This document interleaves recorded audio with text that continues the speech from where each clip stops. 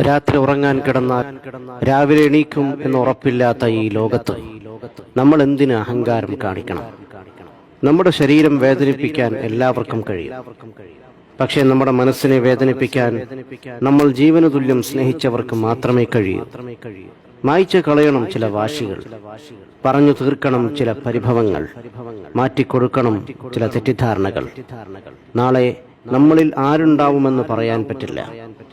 ജീവിച്ചിരിക്കുമ്പോൾ എത്ര വലിയ വീട് വച്ചാലും, എത്ര വലിയ വാഹനങ്ങൾ സ്വന്തമാക്കിയാലും, എത്ര ബാങ്ക് ബാലൻസ് ഉണ്ടാക്കിയാലും കല്ലറകളുടെ വലിപ്പം തുല്യമായിരിക്കും.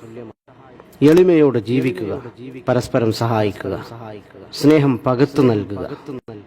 പഞ്ചസാരക്കും ഉപ്പിനും ഒരേ നിറമാണ്, പക്ഷേ രണ്ടിന്റെയും രുചി വളരെ വ്യത്യസ്തമാണ്.